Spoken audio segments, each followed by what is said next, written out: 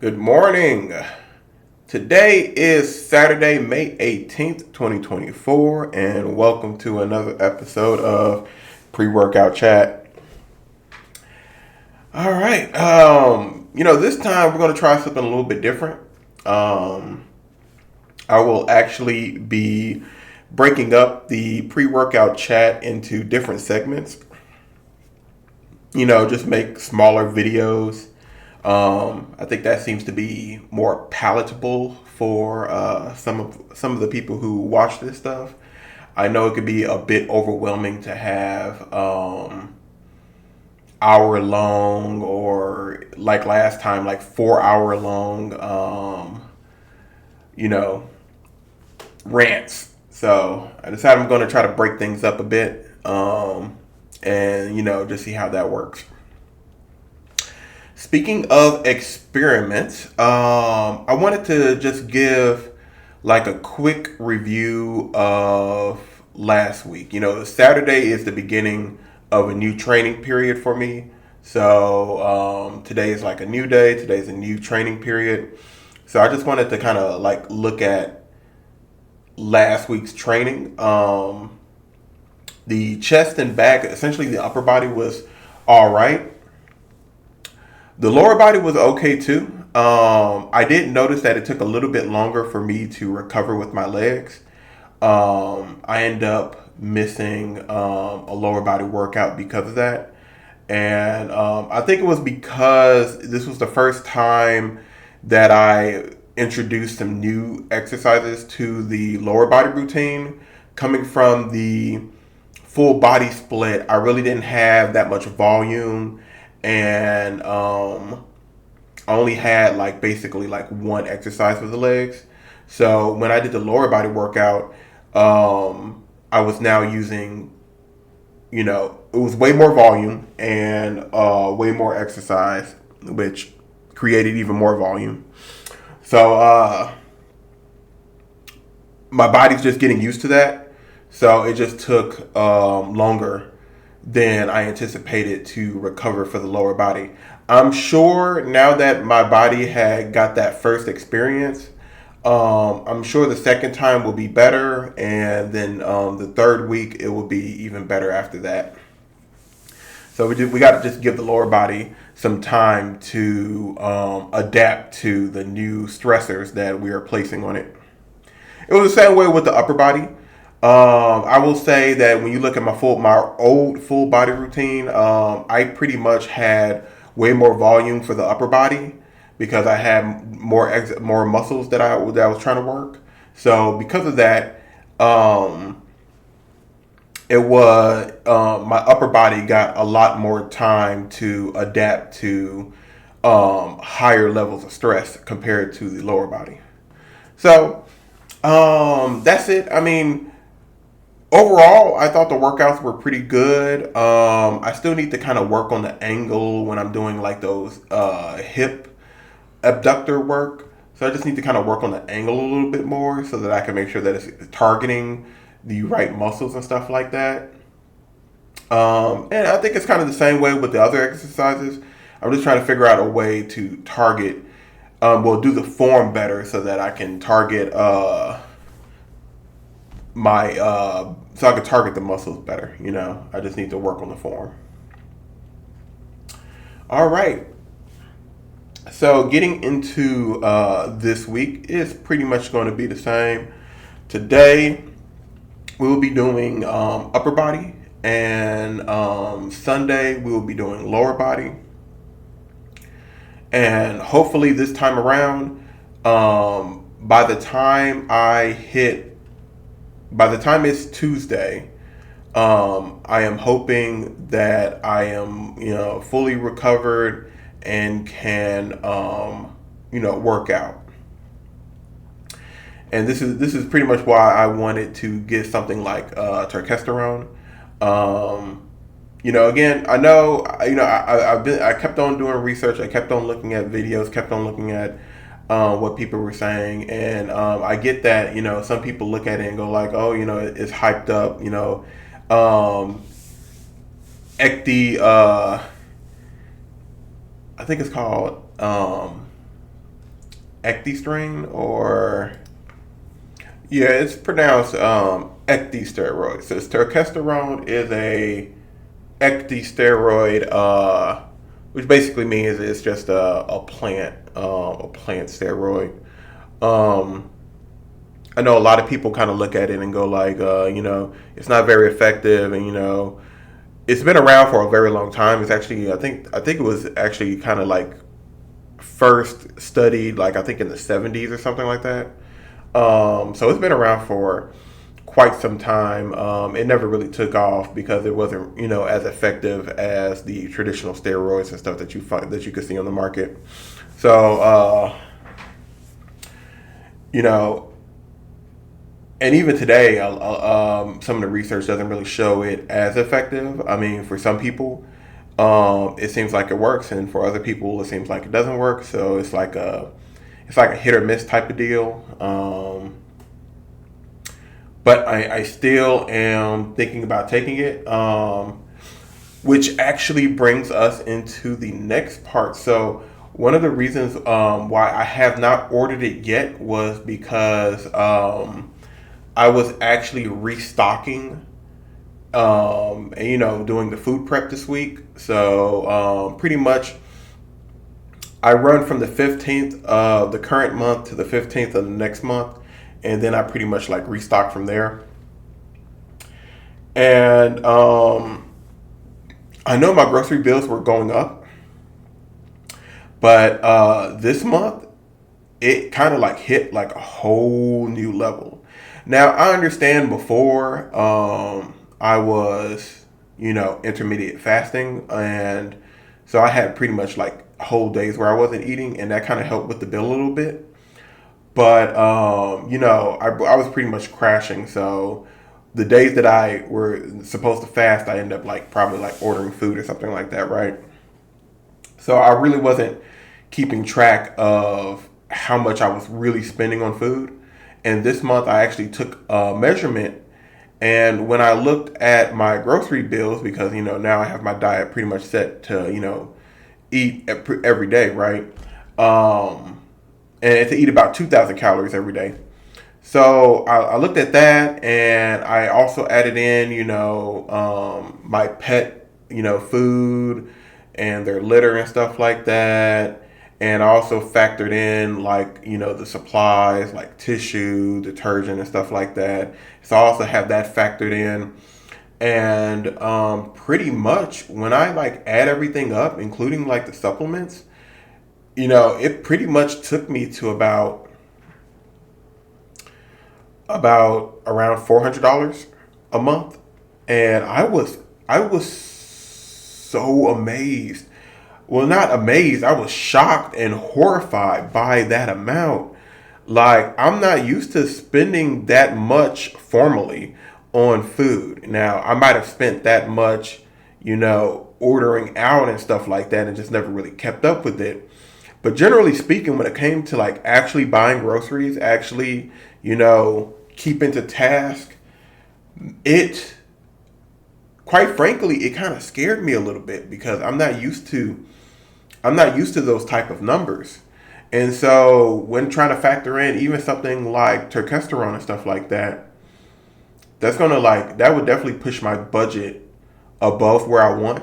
And so now I have to kind of consider some things. I got to kind of figure out, what I can cut, what I can keep, and determine whether I actually want to take on the financial requirements needed for something like turkesterone. Because it's not cheap. I'll say that. And the one that I'm looking at is the one that's sold by Coach Greg, which, by the way, I would definitely like to get his cookbook, so I have to save up for that. But I am interested in his anabolic French toast recipe. That seems really good. But yeah, the turkesterone that is sold by his affiliate site, it's a bit pricey. It's a bit pricey. So I have to kind of factor some things in because if I take, Because when I look at the thing and I look at it, okay, if I take like 2 tablets a day, it'll only last like a month. If I take about only one, then I could maybe get about 2 months out of that. So, got to kind of figure that out a little bit. So that's the kind of update on the whole turkesterone thing, and that's how it kind of slide into the budget thing. Like if you're trying to eat as healthy as possible, and it's getting a bit pricey. So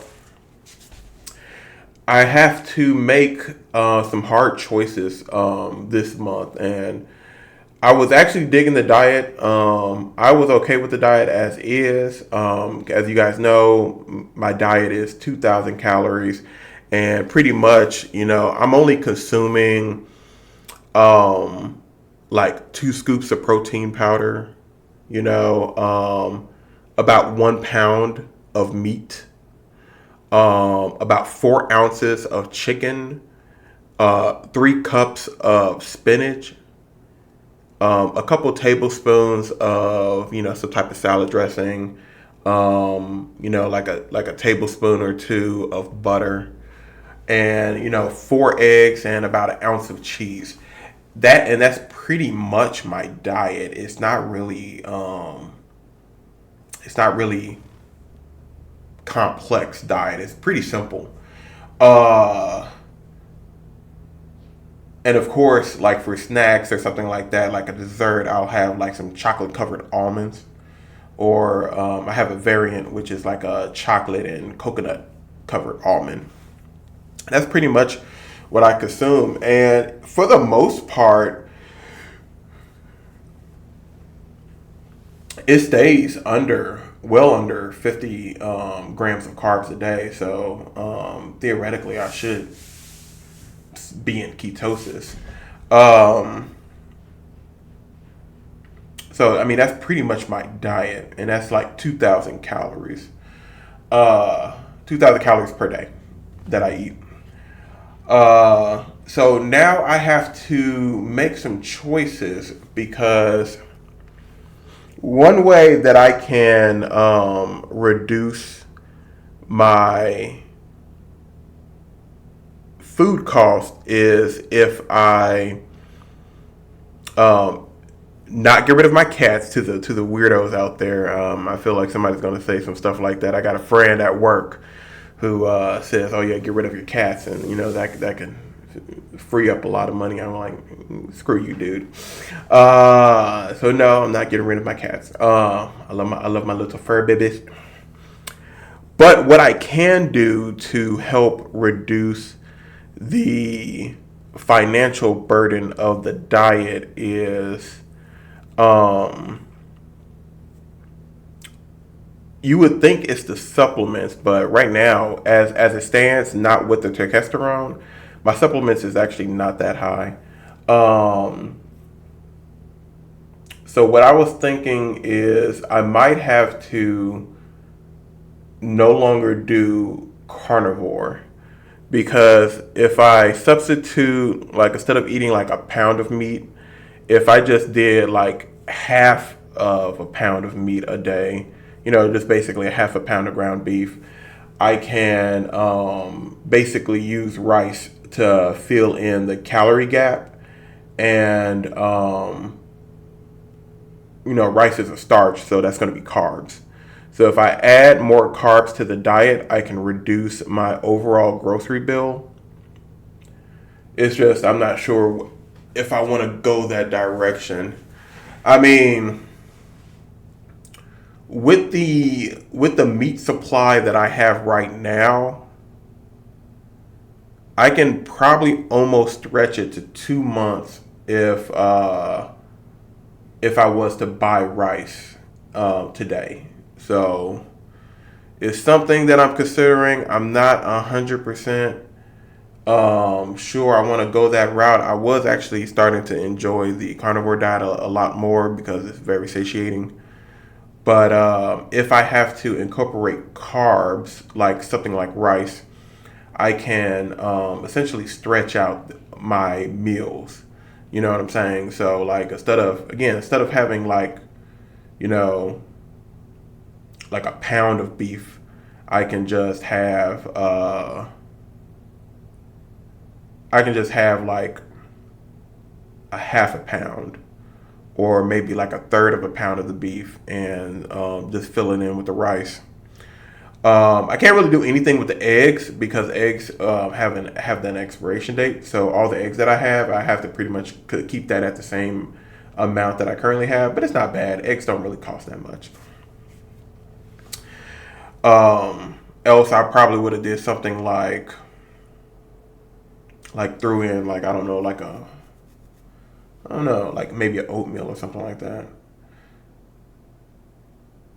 Yeah. I'm not sure if I want to add oatmeal, but for the most part, because again, I still want to keep my level of protein like up there. Like I think the level of protein that I'm taking right now works very well for the recovery. So that's why it's like this is like hard choices and stuff for me. Um, I don't know. We'll have to figure it out. We have to figure it out. And another reason why I don't even really want to touch the supplements is that, when I look at some of the people who were talking about maybe some of the side effects of turkesterone, pretty much the vitamins and stuff that I take and all the other supplements that I take counteract um, some deficiencies that can occur because of turkesterone. You know what I'm saying? Like everything that I'm taking right now pretty much counterbalance it. The only thing I would probably need to consume is like some type of like nitrogen source, and pretty much that will it will basically create like a balance with the supplements that I take. If I was to introduce turkesterone, so if I introduce turkesterone, I'm gonna have to take like some type of nitrogen, and that can counterbalance any of the potential side effects that can come from taking something like turkesterone. And the other vitamins and stuff that I'm taking right now already balances out some of the other theorized effects that something like turkesterone can have. So yeah, that's where I'm at right now. I am debating. I'm probably going to make a choice today. Because if I make a choice today before I have my dinner, I can essentially like basically stretch my supply of meat, and I can almost make that go 2 months. And if I can make that go 2 months, then I could just go ahead and order the turkesterone, and so it'll balance itself out. So that's where I'm at. I guess it really just depends on how bad I want to take turkesterone. Um, and again, the reason why I was even looking at something like turkesterone is I'm just trying to improve my recovery. That's why I take stuff like the creatine and stuff like that. It improves the recovery because what keeps me in the gym is chasing the pump. I enjoy the feeling of the pump. And, to make sure I get a good pump, I want to make sure that I'm eating right and fueling my body right. And so that's what keeps me on the diet. So it's a very balancing act. So chasing the pump creates the ultimate balance system, because if you want that good pump, you're going to need some fuel, the proper fuel. So if you're taking the proper fuel and your body feels good from eating it, you're going to have a good pump during your workout. And it just creates this endless loop as you're just chasing that pump. And that endless loop, I feel, is what's going to really propel me to hitting my goals. And so, yeah, that's the reason why I'm looking at something like turkesterone.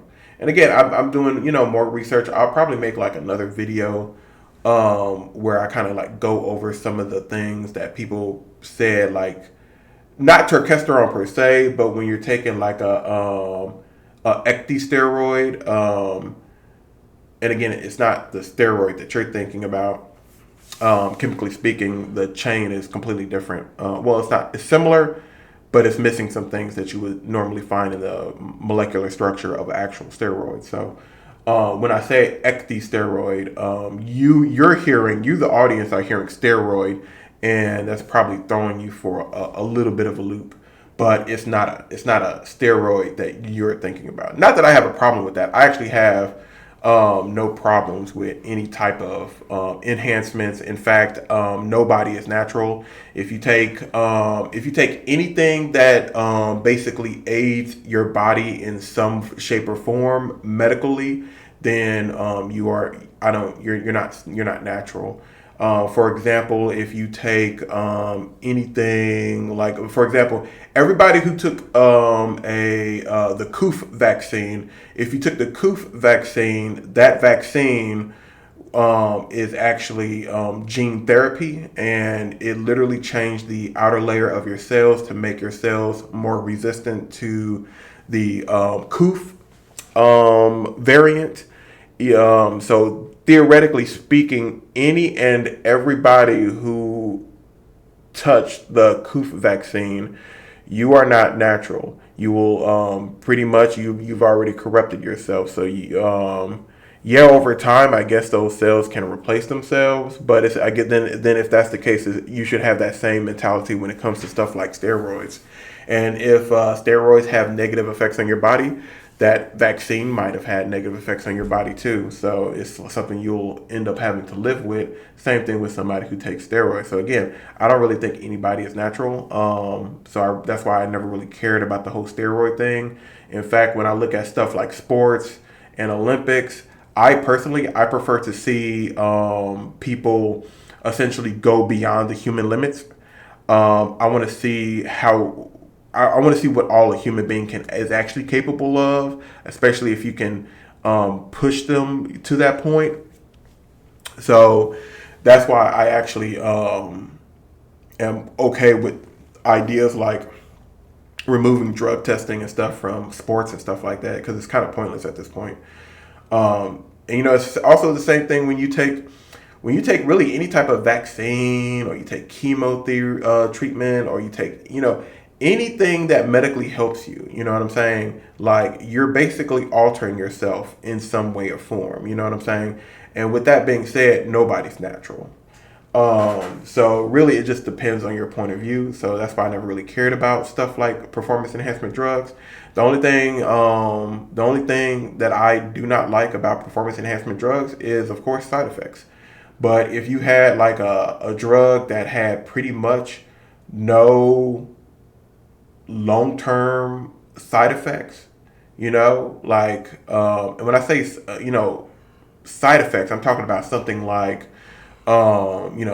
shrinking your testicles or something like that. Those are the type of side effects I'm talking about. Or maybe like preventing you from, like, I don't know, getting aroused or something like that. Those are the type of side effects I'm talking about. But if you're talking about like maybe, it messes with your copper level or something like that, and you could just fix that by just taking some copper, a supplement that has copper in it, then that's entirely different. That's a side effect that I'm fully comfortable with. And so when you look at something like turkesterone, that's the type of thing that it's going to do in terms of like your side effects. So when people say, "Oh yeah, it might have made me feel anxiety, or it might have messed with my sleep or something like that," it's usually because of an underlying issue that the turkesterone may be causing, or rather, the ecdysteroid may be causing. So it may be like messing with one of your with one of the metals or something that's in your body, which again can be easily fixed by taking like a multivitamin, multi-mineral supplement or something like that. I think one of the effects with ecdysteroids would be I forgot what it was, but I think it's something with the blood or something like that. So it's like if you take something like nitrogen, it kind of counterbalance it. I would have to look into my notes. Again, I don't want this to be about the whole ecdysteroid thing, but I just wanted to make like a short little clip so that you understand, where I'm coming from. So, just to summarize the video and, kind of wrap this up. The workout is going fine. I think the volume is fine. I would like to add more, which is why, I'm still considering taking the turkesterone. I'm just in a financial pinch right now, so that's why I didn't really order it yet. Um, Last week, my legs basically took a little bit longer to recover, so it kind of messed up my workout schedule. But I'm confident that over the next 2 weeks, my recovery will get better as my body adapts to the new stressors that I'm putting on my lower body. My upper body has had way more time to adapt to high stressors than my lower body, and it is what it is. And then finally, because of the economy, the cost of food is going up, and so right now my monthly cost for like food, supplements, pet care, and supplies is about $400 a month. And because my budget is so tight right now, because I'm paying off a lot of debt, it's making it hard for me to incorporate something like turkesterone into my diet. And the only way I can see that I can bring in turkesterone would be if I switch my diet from like this kind of paleo carnivore diet into, just a regular, more balanced diet when it comes to the macros. And essentially, the only major change that I will be doing is essentially cutting the amount of ground beef that I consume every day. Instead of it being 1 pound, I may shrink it down to like half a pound, or I may shrink it down to 1/3 of a pound, and basically fill in my calorie requirements with rice. So with the calories that come from rice. So I still want to maintain that 2,000 calorie diet.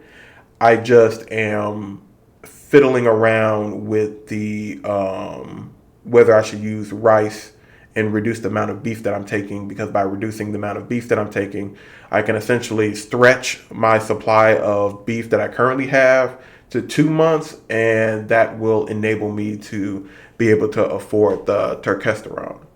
So yeah, that's where I'm at right now. And I guess it's the end of part one of pre-workout chat. I'll get started filming the next part. Man, this is new. So remember, guys, stay on the path.